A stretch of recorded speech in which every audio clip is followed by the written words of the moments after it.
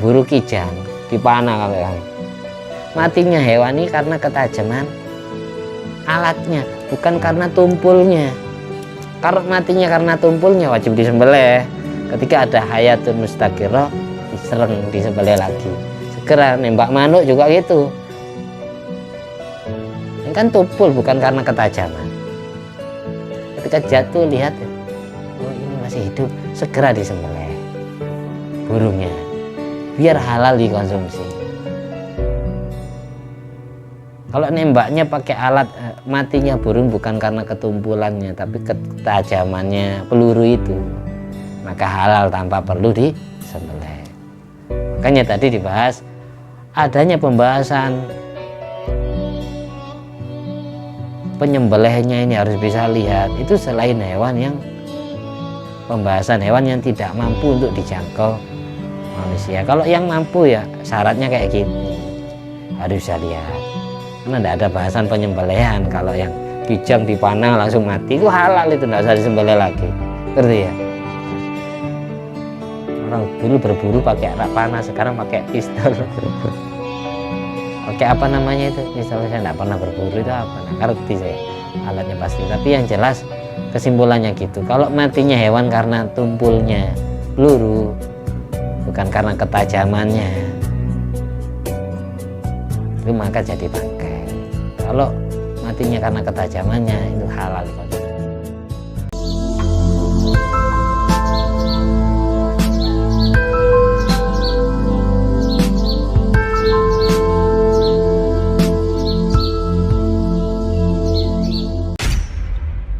Assalamualaikum warahmatullahi wabarakatuh. Bismillahirrahmanirrahim. Alhamdulillahilladzi bi ni'mati tatimmus sholihat wa bi dzikri sulahai tatanazzalu rahmat wal barakat. Wassalatu wassalamu ala sayyidi sadat sayyidina maulana Muhammadin qutbil qadat wa ala alihi wa ashabi alanjumi zahirat, amma ba'du. Allahumma sholli ala ruhi sayyidina Muhammadin fil arwah wa ala jasadi fil ajsad wa ala qabri fil kubur wa ala alihi wasallim. Rabbi syrah li sadri wa yassir li amri wa halul 'uqdatan min lisani yafqahu qawli. Rabbi zidni ilma warzuqni fahma. Allahumma iftah alaina futuhal arifin waj'alna khalisatan liwajhikal karim. Allahumma arzuqna fahman nabiyyin wa ilhamal malaikatil muqarrabin. Allahumma nawwir qulubana bi nuri hidayatika kama nawwaratal arda bi nuri syamsika. Rabbana anfa'na bima 'allamtana, rabbi 'allimna alladhi yanfa'una, rabbi faqihna wa faqih lana wa qarabati lana fi dinina. Allahumma sholli ala sayyidina Muhammadin wa ala ali sayyidina Muhammad. Allahumma inna na'udzubika min ilmin la yanfa' wa qalbin la yakhsha wa amalin la yurfa' wa du'ain la yusma'. Allahumma sholli ala sayyidina Muhammadin wa ala ali sayyidina Muhammad madanil judi wal karam ma'il ilmi wal hilmi wal hikami wa barik wa sallim. Alhamdulillahirabbil alamin. Di malam hari ini kita meneruskan tentang bab atau hukum daripada kurban dan ketentuan cara menyembelih dan kriteria hewan-hewan yang sah ataupun yang afdol, lebih utama dijadikan hewan kurban dari sapi, unta maupun kambing. Di sebelumnya kita awali dengan bacaan Al-Fatihah biniyati liridho ilahi ta'ala wali syafaati Nabi Muhammadin sallallahu alaihi wasallam jami'a ikhwan minal anbiya wal musalin jami'a likulin wa sahaba qarabah wa tabin wa tabitabin sayyidin jami'il malaikatil muqarrabin jami'a hamalatil arsi wa jami'ir ru'asil malaikatil arba'ah radwa anhum salatu wa salamul majmain wa jami'atil arba'atil mujtahidin wal qura wal fasirin wal ulama'il amilin wa syuhada wa sholihin wa sadati sufiya muqallidin fiddin wa jamil fuqaha wal muhaddisin jami'a awliya'il kani ajma'in wa jami' ulama wal awliya al madhkur asma'am fi hadal kitab wa sahibul hasyatul bajuri busyral karim yakutun nafis Sahibi Asamsul Munirah Sahibul madhab Imamuna Muhammad bin Idris Syafi'i wa jami'i walidina jami'a abaina wa ummatina masyaykhina azwajina wa dhurriyyatina wa auladina wa talamidina wa ra'iyatina wa asdiqaina qarabatina wa jiwarina wa duyufina wa ashabina wa ikhwan fiddin minal muslimin wal muslimat wal mu'minin wal mu'minat aina ma kanu min masyariqil ardi ila magharibi al ahya minhum wal amwat maghfir lahum warhamhum wa'afihim wa'fu anhum inna wa taghasham birahmal maghfiratu alaina fa ana min barakati masrari manwari mulumim wa nafati mukaramatin fiddin wa dunya wal akhirah sya'uli lana wa lahumul fatihah. A'udzubillahi minasyaitonir rajim. Bismillahirrahmanirrahim. Alhamdulillahirabbil alamin arrahmanir rahim maliki yaumiddin. Iyyaka na'budu wa iyyaka nasta'in ihdinas siratal mustaqim siratal ladzina an'amta 'alaihim ghairil maghdubi 'alaihim waladdallin. Amin. Bismillahirrahmanirrahim. Di pembahasan sebelumnya hari kemarin sudah dibahas macam-macamnya hewan yang paling utama untuk dipilih dijadikan hewan kurban. Ini kata-kata paling utama bukan berarti kewajiban, tapi sunnah Rasulullah SAW. Biasanya hewan yang terbaik yang dipilih Kanjeng Nabi itu lihat dari sisi apanya. Kalau kita lihat dari sisi kasratil lahmi, banyaknya daging, maka hewan yang terbaik adalah onta. Urutan kedua sapi, urutan ketiga kambing. Kalau yang kita tinjau dilihat dari min haitsu atyabiyatul lahmi, sisi enaknya daging, segarnya daging, nikmatnya daging, maka hewan yang terbaik adalah domba atau wedhus kibas lebih afdol dipilih dijadikan hewan kurban daripada kambing kacang. Semisal kita punya dua macam kambing, ada domba, ada kambing kacang, maka yang afdol yang dipilih itu, yang sunnah itu dombanya. Atau semisal kita punya sapi, ada sapi biasa, ada sapi yang semacam kerbau itu al-jawamis afdalu minal irab. Kerbau atau kebo itu lebih utama dipilih dijadikan hewan kurban daripada sapi kampung, sapi pegunungan, sapi alas, sapi biasa itu. Kemudian kalau ditinjau dari sisi kasrati irokoti dima, banyaknya mengalirkan darah, maka nyembelih hewan kurban 7 kambing lebih utama daripada nyembelih unta 1 atau sapi 1. Meskipun mencukupi 7 orang, tapi yang afdol, yang cara terbaik adalah beli 7 kambing untuk 7 orang. Semisal lah hanya beli 1 onta 1 sapi untuk 7 orang ya sah-sah saja, tapi yang afdol, yang sunnah adalah sabu usian milih 7 orang, masing-masing dari 7 itu beli 1 kambingan. Kalau uangnya cukup, tidak cukup ya beli 1 sapi. Kalau ditinjau dari sisi alwan, min haitsul alwan, warna kulit hewannya atau warna bulunya, maka urutan pertama itu dilihat adalah warna putih atau putih polos, atau putihnya lebih dominan daripada warna lainnya. Urutan kedua, kalau memang tidak ada warna putih, maka pilih bulu hewan yang warnanya kuning. Kalau tidak ada kuning, putih tulang. Kalau tidak ada putih tulang, baru milih yang warnanya coklat atau merah.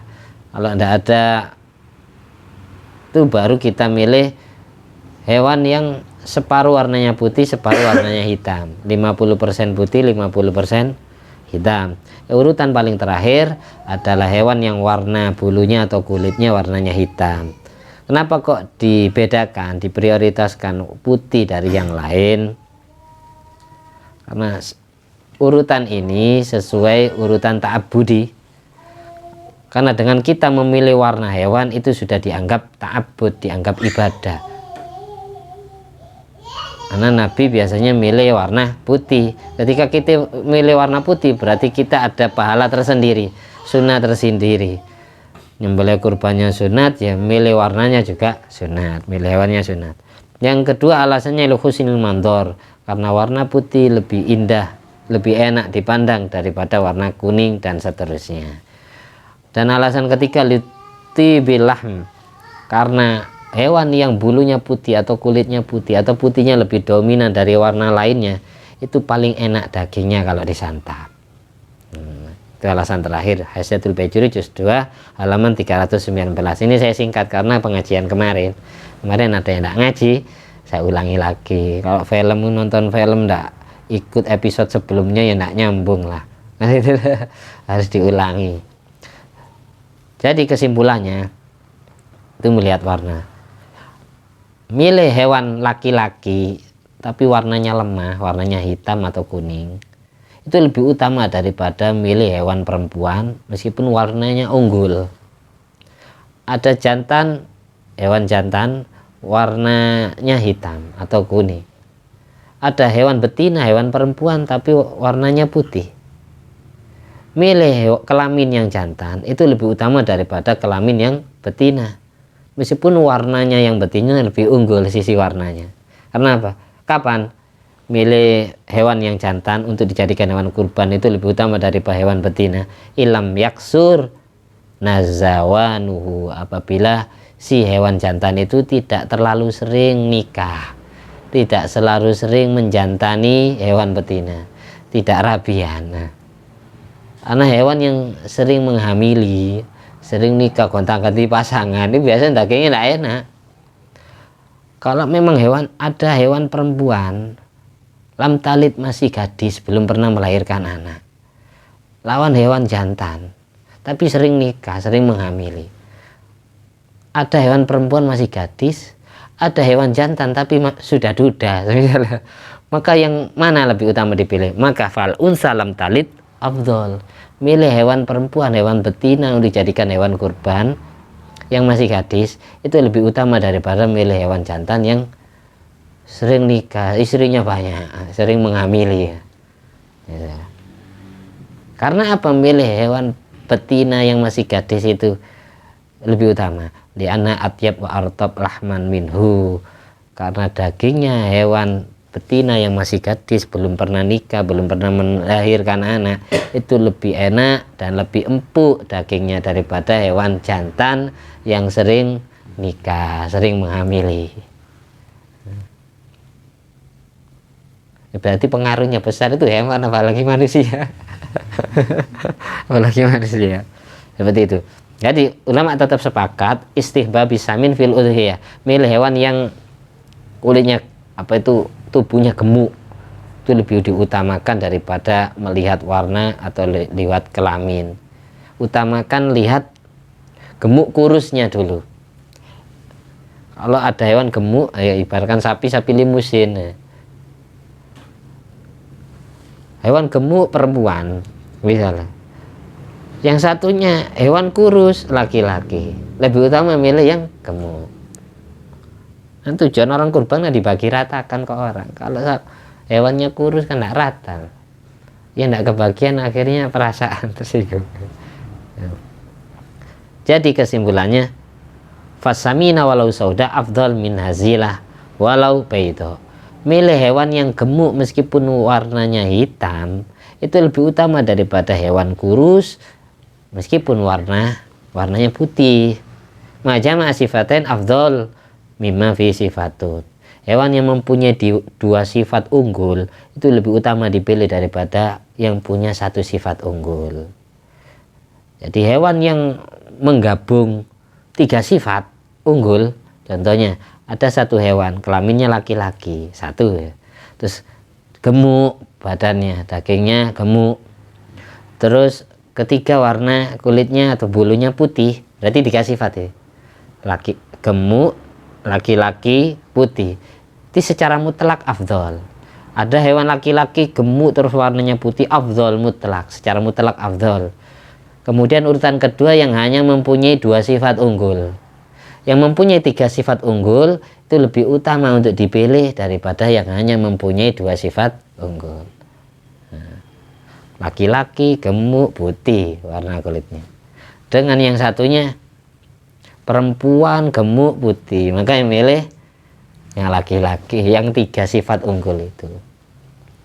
Jadi jelasnya ketika bertentangan taqdimus saman fadzukura qala Ibnu Hajar. Kalau bertentangan, kalau dilihat dari sisi mana saja sama-sama mempunyai sifat unggul, lihatlah gitu. Kalau bertentangan taqdimus saman, dahulukan lihat gemuknya dulu daripada lihat warna atau lihat kelamin. Kemudian urutan kedua fadzukura, lihat kelamin, laki-laki apa perempuan, jantan apa betina. Urutan ketiga baru lihat warna. Itu menurut pendapat Ibnu Hajar al-Haytami. Selanjutnya kita bahas niyatul udhiyah wa dzabhuha. Niat kurban dan menyembelih kurban. Pembahasan niat kurban dan menyembelih kurban sekarang yang kita bahas. La yushtaratu fil udhiyatil muayyana ibtidaan bin nadri niyatun. Tidak disyaratkan niat di dalam hewan kurban yang ditentukan pada awalnya untuk dijadikan hewan kurban dengan cara nadar. Contohnya ini kan belum lebaran ya, kita sudah beli hewan siap ya.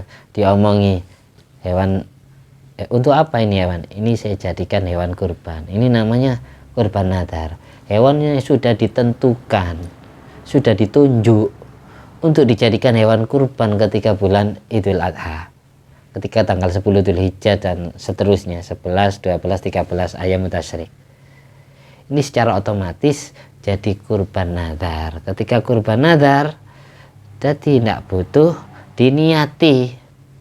Tidak butuh niat kurban dan niat menyembelih kurban ketika melakukannya. Ngerti ya? Yang butuh niat kurban dan niat menyembelih kurban itu hewan-hewan yang apa?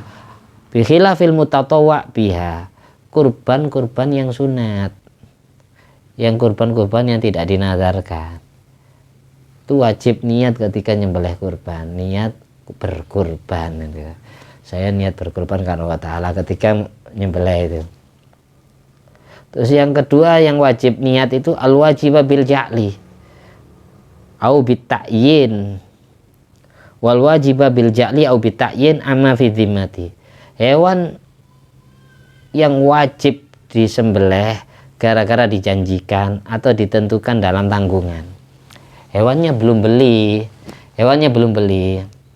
Nanti kalau hewan saya sudah beli hewan, kalau sudah tanggal 10 Dzulhijjah saya mau berkurban. Ini kan wajib ini. Sedang hewannya masih belum ada di dalam tanggungan masih. Ini juga nadar, tapi nadar yang sifatnya bil ja'li, dijanjikan atau bita'yin ditentukan amma fi dhimmati, yang prosesnya yang masih dalam tanggungan karena hewannya masih belum ada. Nanti tanggal 10 Dzulhijjah hewan saya yang akan saya beli itu akan datang, saya diantarkan sama penjualnya, saya nanti kurban, saya jadikan hewan kurban itu. Nah, ini perjanjian tapi hewannya masih belum ada kan. Beda dengan tadi, kayak tadi sudah beli hewan lalu ditakyin, ditunjuk hewan ini saya buat kurban, ini sudah otomatis jadi nadar wajib. Ketika yang wajib kurban nadarnya, kurban wajibnya gara-gara nadar, ditakyin hewannya sudah ada, maka tidak disyaratkan niat ketika menyembelih hewan kurban. Kalau yang disyaratkan niat kalau yang wajibnya masih dijanjikan atau ditentukan dalam tanggungan, masih belum ada hewannya, atau yang kurban-kurban sunat yang tidak dinadarkan sama sekali, waktunya bulan Dzulhijjah 10 Dzulhijjah langsung disembelih. Sudah beli hewan misal ditanyai, jangan beli hewan untuk apa? Untuk kurban tak? Dia jawabnya, pokok saya sembelih nanti pas Idul Adha. Untuk kurban tak? Pokok saya sembelih pas Idul Adha. Pokok saya sembelih pas hari raya nanti. Itu tidak jadi nadar, namanya kurban sunnah, karena bahasa dia nyembelih bukan berkurban. Ngerti ya? Itu solusi terbaik ketika ditanya orang. Kalau kita jawabnya, ini sampai ini beli kambing buat apa? Mau saya sembelih nanti, mau saya jadikan hewan kurban nanti ya. Itu sudah dari nadar ini. Yang punya tidak boleh memakan dagingnya secuil pun. Dan disyaratkan niat, fayustaratu laha niyatun inda dzabhi au inda ta'yin lima yudhahi bihi. Dan disyaratkan niat ketika nyembelih hewan tersebut. Kalau kurban sunat sama kurban yang dijanjikan dalam tanggungan, masa tanggungan kurbannya, hewannya masih belum ada, itu tetap syarat niat ketika nyembelih dan syarat niat ketika menentukan hewan yang mau dijadikan hewan kurban. Sama seperti niat zakat yang diniati pada saat zakat dikeluarkan, yang diniati pada saat hewan mau disembelih. ditentukan mana yang kamu nadarkan jadi hewan kurban ini ya. Nah, ketika itu niat, saya niat berkurban. Atau ketika nyembelihnya, saya niat berkurban. Dalam hati namanya niat itu, bukan di mulut. Kalau di mulut namanya nadar. Walau tafwiduha li muslimin mumayyizin, boleh bagi orang yang berkurban, yang kurban sunat atau kurban wajib dalam masa tanggungan tadi, memasrahkan urusan niat kepada orang Islam yang tamyiz. Wa illam yuwakkilhu fi dzabhi, meskipun orang yang dipasrai niat itu tidak diwakili, tidak dipasrai untuk nyembelih, tidak dipasrai untuk dadi jagalnya. Saya pasrah ke kamu aja ya, karena saya lagi di luar kota ini, si telepon. Nanti kamu niati kalau hewan saya datang, niati kurban untuk saya. Itu ya, ketika hewan saya mau disembelih. Bisa pasrah urusan niat kepada orang lain, bisa, asalkan orang Islam yang tamyiz. Tamyiz itu sudah pinter, usianya 7 tahun ke atas, boleh dipasrai. Walau wakala fi dzabhi, kalau orang yang dipasrai niat tadi juga dipasrai jadi tukang jagalnya, tukang nyembelihnya, kafat niyatuhu an niyatil wakil, maka niatnya tukang jagal yang nyembelih ini mencukupi dari niatnya orang yang berkurban atau niatnya orang yang diwakili niat. Ketika tukang jagalnya ini niat ini hewan yang saya sembelih itu adalah kurbannya si fulan, yang namanya Imam, yang namanya Rizki, yang namanya Bang Adenya. Jadi diniati dalam hati sama yang nyembelih, itu cukup. Yang punya tidak usah niat, wes. Ketika tukang jagalnya sudah niat. Balau lam ya'lamil wakilu annau mudhahin lam yadurra. Bahkan kok seandainya orang yang diwakili niat, yang dipasrai niat, dia tidak tahu kalau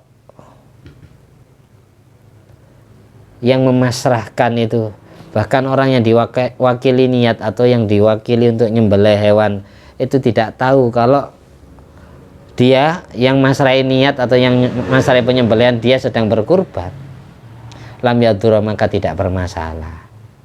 Yang penting dia tahu hewan ini saya sembelih untuk orang itu, cukup hasil bajuri, jadi tidak butuh diniati selalu. Karena pembahasan yang sering terjadi setiap tahunnya. Ini pernah ditanyakan kepada jamaah kemarin.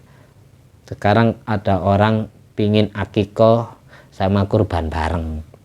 Gimana hukumnya? Semisal diniati bareng, apakah jadi semua, apakah tidak?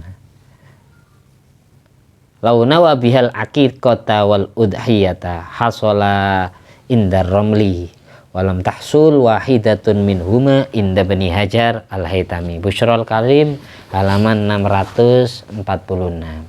Kalau ada satu orang beli hewan satu orang beli hewan satu, semisal contohnya kambing lah, diniati sekaligus, saya nyembelih hewan ini, saya niati akikoh untuk saya dan kurban untuk saya. Misal ada kayak gitu. Gimana hukumnya? Hasola indar romli. Menurut Imam Ahmad Syihabuddin Ar-Ramli, Syekh Muhammad Samsuddin Ar-Ramli, keduanya sama-sama hasil. Dapat pahala akikoh sekaligus dapat pahala kurban. Akikoh dan kurbannya tetap sah, hasil semuanya. Itu menurut pendapat Imam Samsuddin Ar-Ramli. Tapi menurut Imam Ibnu Hajar al-Haytami, lam tahsul wahidatun minhuma. Masing-masing dari keduanya tidak ada yang terjadi, tidak ada yang hasil, tidak ada yang sah. Akikohnya tidak sah, kurbannya tidak sah. Ini Ibnu Hajar al-Haytami. Ini redaksi di kitab Busyrul Karim, bentuknya lam tahsul wahidatun minhuma. Tidak hasil masing-masing dari keduanya. Tapi kalau di kitab Ismidul Ain, pendapat Ibnu Hajar al-Haytami itu ibaratnya gini, pengertiannya sama tapi ibaratnya beda. Lam tahsul wairu wahid, tidak hasil opo sak liyane siji. Ini orang menerjemahnya bingung. Lam tahsul ghairu wahid. Tidak hasil apa selain satu. Ternyata maksudnya adalah diperjelas oleh kitab Busyrul Karim, lam tahsul wahidatun minhuma. Tidak hasil dua-duanya. Imam Romli hasil dua-duanya, Ibnu Hajar tidak hasil semuanya. Kalau akikoh sama kurban diniati bareng. Solusinya gimana? Ini saran saya. Bagi orang yang masih belum pernah akikoh, baru sanggup beli hewan pas bulan Idul Adha, usahakan milih kurbannya dulu aja. Antisipasi takut pendapat yang benar Ibnu Hajar. Iya. Kalau akikoh waktunya setahun. Kalau kurban setahun sekali, waktunya cuma 4 hari. Tanggal 10 Dzulhijjah, 11, 12, 13 Dzulhijjah. Itu pun madzhab Hanafi tanggal 13 tidak sah nyembelih kurban. Yang disepakati yang jelas 10, 11, 12 Dzulhijjah. Waktunya cuma 3 hari. Atau ada yang berpendapat 4 hari. Itu waktu kurban. Kalau waktunya akikoh, kapan saja bisa. Kalau kamu milih akikoh bulan Idul Adha, takut suatu saat nak punya rizki, di tahun depan tidak bisa kurban. Ngerti ya? Karena kita tidak nentukan rizki Allah. Mumpung ada kesempatan berkurban, pilihlah kurban saja, jangan pilih akikoh. Antisipasi takut pendapat yang benar ini Ibnu Hajar Al-Haytami. Meskipun ada sudah ya bertanggung jawab, Imam Romli berpendapat hasil semuanya. Pilih akikoh dulu. Atau solusi terbaiknya gini, daripada ribut, beli 2 ekor hewan, 2 ekor kambing, yang satunya untuk kurban, yang satunya untuk akikoh. Sah semua ini. Beres ya. Itu solusi terbaik daripada ribut memperdebatkan antara Imam Romli sama Ibnu Hajar Al-Haytami. Kemarin ada yang tanya kayak gitu kan ya, ada yang tanya kayak gitu. Siapa itu namanya? Asani ya. Ada semua di kitab itu, ada semua. Wih, Lut, ngantuk, siap membuat tanah. Saya lanjut sedikit. Insya Allah ya, pertemuan akan datang diulangi lagi dikit-dikit. Karena kalau tidak diulas lagi itu bingung pembahasannya. Sekarang bahas di kitab Yaqutun Nafis 202. Syurutu sihhati dzabhi. Syarat sahnya nyembelih hewan bisa sah. Kalau ini global, tidak harus nyembelih hewan kurban, tidak harus menyembelih hewan akikoh, tidak harus umum. Setiap kita nyembelih hewan, syarat sahnya ini. Meskipun di luar, kalau ini pembahasan ini yang jelas di luar pembahasan masalah kurban sama akikoh. Setiap nyembelih hewan, kalau pingin hewan kamu jadi halal, maka syaratnya ini, gitu loh. Syarat sahnya nyembelih hewan, yang pertama, kaunu dzabih musliman. Tukang jagalnya atau tukang nyembelihnya harus agamanya Islam. Kalau memang nemu yang selain Islam, au kitabiyan tahillu munakahatuhu, agamanya kafir kitabi, kafir ahli kitab, kafir yang mengikuti ajaran Taurat asli, Injil yang asli. Kalau sekarang sudah bukan, ya sekarang tidak ada kafir kitabi lagi, karena Taurat sama Injilnya sudah dirubah, seperti ya. Karena orang Islam yang nikah dengan kafir kitabi, kafir ahli kitab, itu halal, tahillu munakahatuh, halal dinikahi. Ya sekarang kafir kitabi sudah tidak ada, karena ajaran yang mereka tekuni Taurat sekarang, Injil sekarang, perjanjian lama, perjanjian baru, ini sudah dirubah. Nah, sama kayak Tauratnya Nabi Musa, Injilnya Nabi Isa, sudah terjadi tabdil, tahrif, penggantian ajaran, pengkaburan makna. Buktinya mereka ada yang sunat, kelaminnya ada yang enggak. Kalau memang ajaran Allah benar ya sunat semua, laki-laki maupun perempuan. Tuh. Jadi syarat pertama, penyembelihnya harus agama Islam. Jadi tidak ada syarat baca bismillah. Itu nanti kita bahas sunah-sunahnya orang nyembelih itu apa saja, itu nanti di pertemuan selanjutnya. Baca Bismillahirrahmanirrahim itu sunat, baca Allahu Akbar takbir itu juga sunat, gitu ya. Semisal ada orang nyembelih hewan tanpa baca basmalah takbir sereng, asalkan hulku mariknya terpotong, itu sudah sah, gitu ya, halal hewannya dikonsumsi meskipun lupa tidak baca bismillah. Terus yang kedua syaratnya kaunu basiron fi ghairil maqdur alaih. Orang yang nyembelih hewan harus bisa lihat, bukan orang buta. Tidak buta tapi terahumnya banget, tidak tahu posisinya nyembelihnya,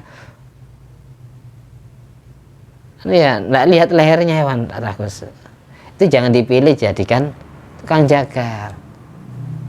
Minus plus banget, katarak, nggak tahu mana ini nanti tepak mulut atau tepak apa ya, kan nggak kelihatan. Syaratnya orang nyembelih itu harus bisa lihat. Fi ghairil maqdur alaih, di dalam pembahasan selain hewan yang disanggupi, dimampui untuk dijangkau, untuk ditangkap. Karena nanti ada pembahasan hewan yang susah ditangkap, kayak orang berburu. Syarat barusan ini harus bisa melihat, itu selain pembahasan hewan yang bisa ditangkap, selain pembahasan hewan yang tidak sanggup ditangkap, selain pembahasan hewan itu. Kalau hewan yang susah ditangkap, ya tidak ikut cara penyembelihan. Seperti ininya, alat berburunya harus memenuhi kriteria. Orang berburu pakai panah, matinya hewan ini kan pakai panah, misal tidak disembelih lagi gimana ya, halal. Nah, termasuk ghairul maqdur alaih, termasuk hewan yang tidak mampu dijangkau oleh tangan manusia kecuali dengan cara alat berburu. Kamu buru kijang dipanah kamu, matinya hewan ini karena ketajaman alatnya, bukan karena tumpulnya. Kalau matinya karena tumpulnya wajib disembelih. Ketika ada hayatun mustaqirah, disereng, disembelih lagi. Segera nembak manuk juga gitu. Ini kan tumpul, bukan karena ketajaman. Ketika jatuh lihat ya, oh ini masih hidup, segera disembelih burungnya, biar halal dikonsumsi. Kalau nembaknya pakai alat, matinya burung bukan karena ketumpulannya tapi ketajamannya peluru itu, maka halal tanpa perlu disembelih.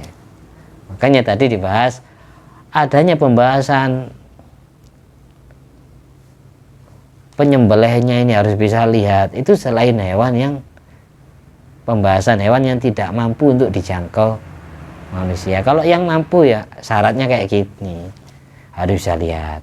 Karena tidak ada bahasan penyembelihan. Kalau yang kijang dipanah langsung mati itu halal, itu tidak usah disembelih lagi, ngerti ya. Orang dulu berburu pakai arak panah, sekarang pakai pistol. Pakai apa namanya itu pistol? Saya tidak pernah berburu, itu apa, tidak ngerti saya alatnya pasti. Tapi yang jelas kesimpulannya gitu, kalau matinya hewan karena tumpulnya peluru, bukan karena ketajamannya, itu maka jadi bangkai. Kalau matinya karena ketajamannya, itu halal dikonsumsi. Kalau setelah ditembak, ini kan peluru itu tumpul, bukan tajam, masih kelepek-kelepek, masih apa itu, ada kehidupan, hayatun mustaqirah, bisa melihat, hewannya masih bisa melihat, masih bisa lihat kepada yang memburu ya, bisa ngoceh, bisa ngomong, ini hayatun mustaqirah. Segera kamu jadi kalau berburu itu siap alat pisau, jangan hanya senapan. Ketika lihat jatuh burungnya diambil, oh ini masih hidup ya, segera disembelih biar halal. Nah, ya harus siap, di tasnya itu siap pisau, jangan mengandalkan ini. Kecuali kamu berburunya pakai anak panah tajam. Ketiga, kaunu dzabih hayawanan makulan. Hewan yang disembelih harus berupa hewan yang halal dikonsumsi. yang disembelih anjing, yang disembelih babi, meskipun yang nyembelih orang Islam ya tetap haram. Nanti ada syarat-syarat orang Islam terus harus bisa lihat itu kalau memang hewan yang disembelih adalah hewan yang halal dikonsumsi. Termasuk kuda itu halal, jaran kuda itu halal dikonsumsi. Kuda ya tetap disembelih kayak sebagaimana sapi ataupun ya kerbau ataupun kambing tetap. Yang keempat, ayakuna fi dzabih hayatun mustaqirah. Hewan yang disembelih itu harus mempunyai kehidupan yang tetap. Apa kehidupan yang tetap? Di sini dijelaskan wal hayatul mustaqirah antakuna ruhu fil jasad. Ruhnya masih ada di jasadnya hewan itu. Wa ma'a ibsarun nutqun wa harakatun ikhtiyariyatun. Hewan tersebut masih bisa lihat, masih bisa ngoceh, masih bisa bengengeh, masih punya gerak yang kehendak sendiri, bukan karena digerakkan oleh kita. Itu berarti punya hayatul mustaqirah. Jadi syarat utama hewan ini halal disembelih, hewan itu punya hayatul mustaqirah, kehidupan yang tetap. Kayak ada kambing ketabrak mobil, nah, itu dilihat ada hayatul mustaqirah apa enggak. Ini kambingnya ini masih gerak-gerak, terus bisa ngoceh, masih bisa lihat, ruhnya masih ada, maka ini segera disembelih biar halal. Kalau sudah tidak bersuara, tidak ngoceh, tidak mbek-mbek itu diem, tapi ini bangkai itu tidak punya hayatul mustaqirah, diem aja. Tanda-tandanya punya hayatul mustaqirah gitu, ruhnya masih ada, dia masih gerak ya, masih gerak-gerak, terus bisa lihat dan bisa ngomong. Ini segera disembelih, halal dikonsumsi. Kalau dibiarkan kayak sampai matinya ya bangkai sudah, kalau tidak segera dipotong. Yang kelima, kaunul alat muhaddadatan. Ini yang saya bahas tadi, alat yang dipakai nyembelih harus tajam, tajrahu dan bisa melukai, ghairu admin wa dufrin, bukan pakai alat tulang atau kuku. Alat penyembelihannya itu tidak boleh berupa tulang atau kuku. Jadi alatnya harus tajam dan bisa melukai. Kalau peluru kan tidak tajam, hanya bisa melukai tapi tidak tajam, ngerti ya? Matinya bukan karena ketajaman, karena kesakitan itu, kesakitan. Wa au kaunwa fi ghairil maqdur alaih jarihata sibain. Kalau alatnya tidak pakai pisau, tidak pakai peluru, tapi alatnya pakai alat hewan. Ada orang kan berburu pakai hewan, anjing, atau pakai apa? Au kaunuha fi ghairil maqdur alaih. Kalau urusan hewan yang tidak sanggup dijangkau oleh manusia kecuali dengan pakai alat panah, alat tembak, ataupun alat hewan berburu. Kaunuha jarihata sibain. Hewan yang dipakai alat berburu harus bisa melukai hewan buas. Harus bisa melukai hewan buas. Autoirin, atau harus bisa melukai burung. Mu'allamatan, dan hewan yang dipakai berburu harus betul-betul terdidik, terlatih. Bukan hanya asal beli anjing terus dipakai berburu, bukan. Misalnya kejar itu pakai hewan berburu, misal nanti mati halal, tapi tempat gigitannya nah, kita berburu pakai macan ya tidak apa-apa, bukan hewan najis. Pakai anjing gimana? Tidak masalah, asalkan yang dimakan bukan anjing. Yang dimakan itu hewan halal. Jadi benar-benar digigit sama anjing, setelah itu mati, semisal rusa atau kijang mati ya. Ya tempat gigitan najis mughalladhahnya saja jangan dikonsumsi. Itulah. atau kalau memang disucikan secara najis mughalladhah ya harus dibasuh pakai air 7 kali. Salah satu dari pembasuhan itu harus dicampur dengan debu, karena najis anjing, najis babi mengandung bakteri, baksil, wabah, penyakit yang tidak bisa termatikan, terbunuh kumannya kecuali hanya dengan debu, tidak cukup hanya dengan air. Oleh karena itu syariat Islam mensarankan, mewajibkan orang mensucikan najis mughalladhah itu wajib dicampuri debu dari salah satu 7 basuhan air itu, karena ada kuman yang tidak bisa mati kecuali dengan tanah, dengan bumi di dalam najis anjing atau babi. Itu yang tahu rahasianya Allah. Ini keterangan ini saya baca di kitab Ibanatul Ahkam Syarah Bulughul Maram, bahwa di dalam najis mughalladhah itu terdapat kuman atau penyakit virus yang tidak bisa mati kecuali hanya dengan tanah, debu. Mudah-mudahan bermanfaat. Cukup mungkin ya, kita lanjut pertemuan selanjutnya. Amin. Al-Fatihah.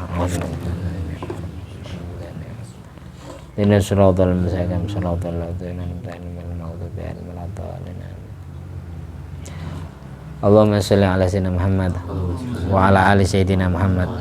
Alhamdulillah alladzi at'amani hadzal ilma wa razaqani min ghairi haulin minni wala quwwatin bi fadli. Subhana rabbika rabbil izzati amma yasifun wa salamun alal mursalin walhamdulillahi rabbil alamin. Subhanakallahumma ahya bihamdika asyhadu an la ilaha illa anta astaghfiruka wa atubu ilaik. Assalamualaikum warahmatullahi wabarakatuh.